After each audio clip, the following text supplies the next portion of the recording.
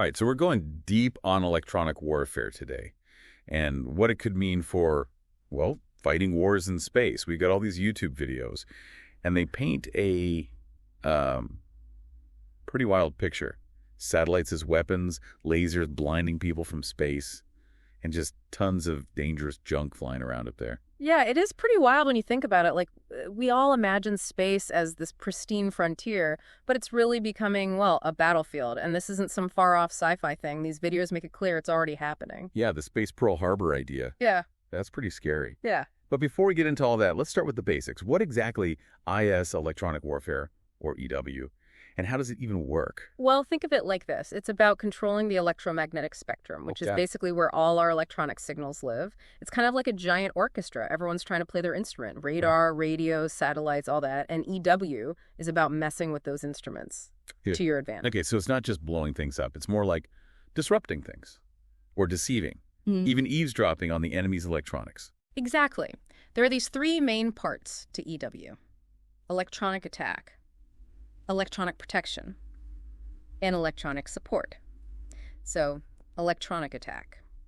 That's messing with the enemy's systems, like jamming their radar so they can't see, or spoofing communications to send them in the wrong direction. Oh, okay, so that's the offensive side. What about electronic protection then? Is that like, I don't know, electronic armor or something? Yeah, you could think of it that way. Electronic protection is about protecting your systems from those same attacks we just talked about. Could be.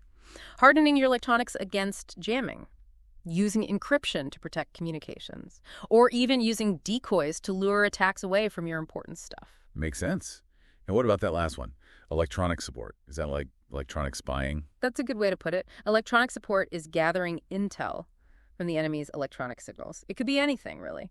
Intercepting radio chatter, analyzing radar emissions to see what systems they have, basically trying to figure out what they're doing. So like listening in on their electronic conversations and trying to figure out what they're up to. Yeah, that's the idea. And this is where it gets really interesting. One of the videos talks about the Vietnam War. Pilots started using radar warning receivers to know if enemy radar was targeting them. Like a sixth sense for danger. Right. You can't see radar beams. But these receivers could, and warn the pilot. Exactly. And they've gotten super advanced since then. Now they don't just detect radar.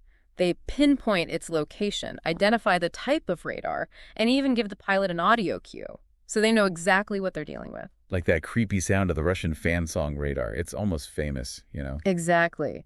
That sound, that's the radar's two beams sweeping back and forth. And to someone who knows, it's instantly recognizable. And knowing what radar is targeting you, well, that's crucial. It tells you what the threat is and what countermeasures you might need.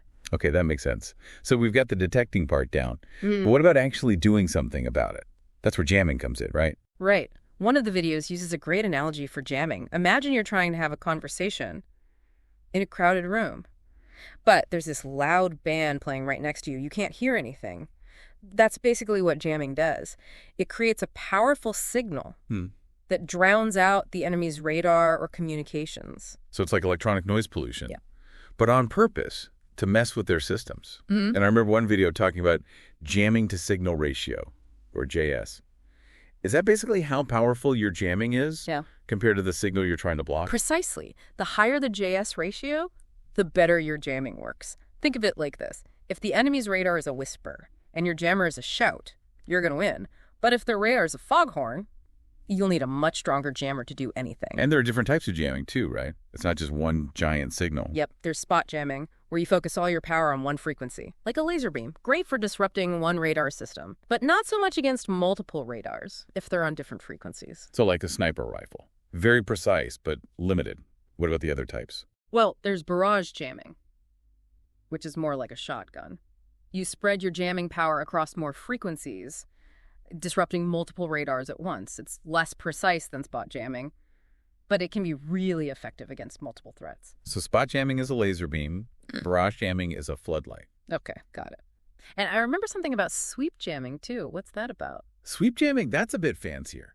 Imagine a spotlight sweeping across a stage. That's kind of what sweep jamming does. It moves the jamming signal back and forth across different frequencies, making it hard for the radar to lock on. So you're making your signal a moving target. Hard to pin down. I'm starting to see how this electronic warfare thing, it's like a chess match.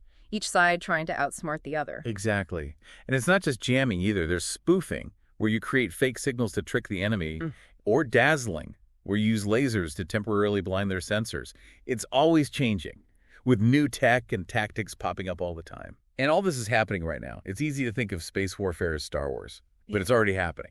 One of the videos talks about something big that happened in 2023. Israel intercepted a ballistic missile over 100 miles above Earth. That was the first time ANY military conflict actually happened in space. It really shows how important controlling space is becoming. So we're not talking about what if anymore. This is real, and it's happening now. And it's not just about planting flags on the moon either. Nope. Different orbits around Earth, they have specific strategic and economic advantages. Think about it. GPS satellites are essential for navigation. Communication satellites keep us connected. And we're even starting to talk about mining asteroids. Space has huge potential for both wealth and power, which is why so many countries are trying to get up there. Okay, this is where I start to get nervous. If space is this valuable new frontier, with all this essential stuff up for grabs, doesn't that make satellites incredibly vulnerable? I mean, they're just sitting ducks up there, right? Yeah. You're right to be worried. Satellites are incredibly vulnerable. They're basically sitting ducks, no cover at all. And there are already a bunch of anti-satellite weapons. You've got ground-launched missiles, and then these things called co-orbital satellites. They're like sleeper agents. Yeah. They can move close to a target and take it out. So some weapons are like shooting a bird from the ground, and others are more like sending a wolf into a sheep pen.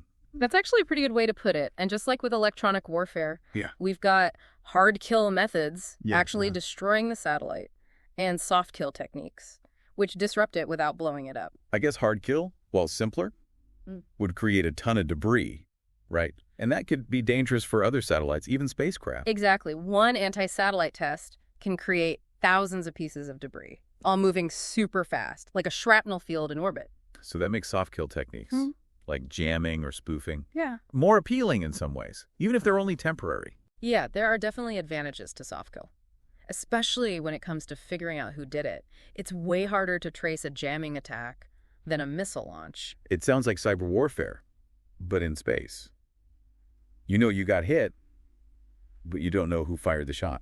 That's a great comparison. And just like with cyber attacks, that makes it hard to stop future attacks or even respond effectively. And as if things weren't bad enough already, now we've got hypersonic weapons to worry about. Oh yeah, hypersonic weapons. Those are a whole different ballgame. They travel so fast and maneuver in ways that make them almost impossible to stop. One of the videos even talked about using AI to try and predict where those hypersonic weapons will go and counter them, like some super high-stakes game of tag. It really is. And all of this is happening while this other problem keeps getting worse. Space debris. Every collision, every test, every piece of junk we leave up there, it all adds up, this giant cloud of debris. It's a risk to everything in space. One video called it a tragedy of the commons. Everyone wants to use space, but no one wants to clean up the mess. It's a classic problem, and it's only getting worse. There's this fear that we'll hit a tipping point. It's called the Kessler Syndrome, a chain reaction of collisions that could make entire areas of space unusable. So even small incidents could have huge consequences, making it harder and harder to operate in space. And this isn't just about military stuff, is it? All space activity is at risk. Science, business, everything. You're exactly right. Imagine losing GPS, global communications, even weather forecasting. Our whole world relies on space. One expert even compared an attack on space assets to a space Pearl Harbor. Kind of scary to think about. It is. And it shows that space warfare isn't just some abstract idea. It could directly affect all of us here on Earth. This is all a bit overwhelming. Where do we even start to fix these problems? Well, I think the first step is understanding how connected it all is. What happens in space doesn't stay in space. It affects us all. One of the videos that really got me thinking was about the potential for resource wars in space. Oh yeah, that was a fascinating one. The idea that we might not be fighting over who has resources, but who controls access to them. Like oil, but on a cosmic scale. Exactly. Right now, countries fight over things like oil and gas, things that are limited and not evenly spread around. But what happens when we start using the resources in space? Asteroids have tons of valuable stuff. Water, platinum, even gold. One expert even said that bringing back too much of something could totally mess up the global markets. Imagine crashing the price of gold because you just brought back an asteroid full of it. Yeah, the economic and political impacts could be crazy.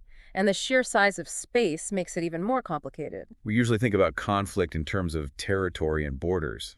But in space, those ideas don't really make sense. Right. And with better sensors and long-range weapons, future conflicts could happen over huge distances, with almost no warning. One expert even said that the whole idea of space fighters, dogfighting like in the movies, is totally unrealistic. I remember that. He said that in a real space battle, a small fighter wouldn't be any better than a missile or a drone. It makes sense when you think about it. In space, being able to maneuver quickly isn't as important. And a small fighter, even with a great pilot, would be just as vulnerable as a bigger ship. Plus, there's the human factor. Space is a harsh environment. All those high-G maneuvers in a fighter would be incredibly stressful on the body, maybe even deadly. Which leads to a pretty unsettling thought. Future space wars might be fought mostly by robots and AI, with very few humans involved. That brings up a ton of ethical questions, doesn't it? How do you keep humans in control of those weapons? How do you stop things from escalating or prevent collateral damage when the battlefield is, well, the entire solar system? Those are some really important questions, and we need to figure out the answers now before things get out of hand. And then there's that constant threat of space debris. Right, it's like a ticking time bomb. It could affect everyone, even if they're not involved in a conflict. We have to find a way to deal with this before it's too late. And speaking of finding solutions, I think that's a great way to transition to the next part of our deep dive. Absolutely. Let's look at some potential ways forward. Because there is hope. These challenges are big, but we can overcome them. Going through all this stuff, it really feels like we're at the edge of something huge.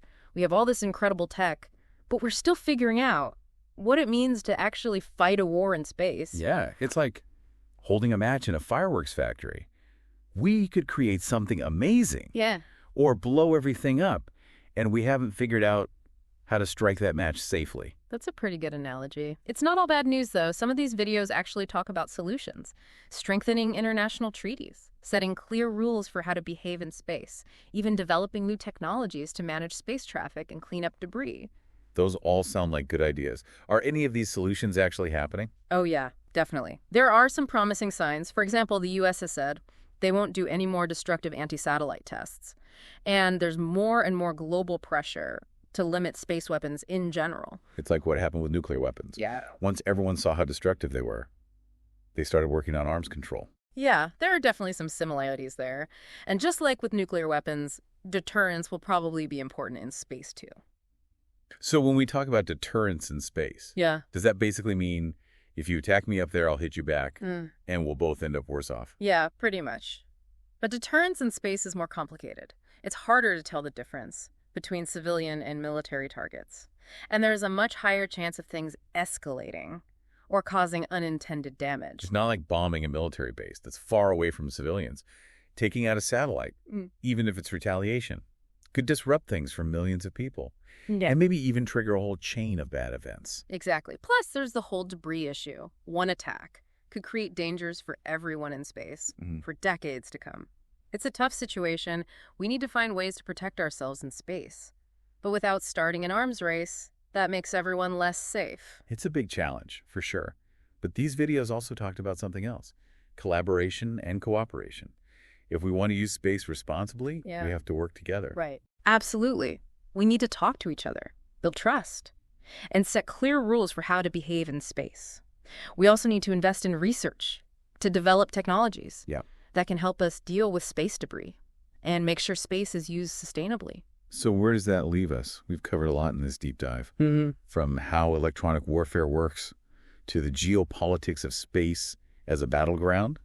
It's pretty clear that the future of warfare is tied to space. What we do up there will definitely affect life down here. Everything from our technology to the safety of our planet. It's all on the line. That's right.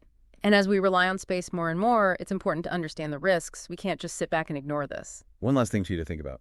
We all know about mutually assured destruction. That's what prevented nuclear war. But what's going to prevent that in space? It's something to consider as we move into this new frontier.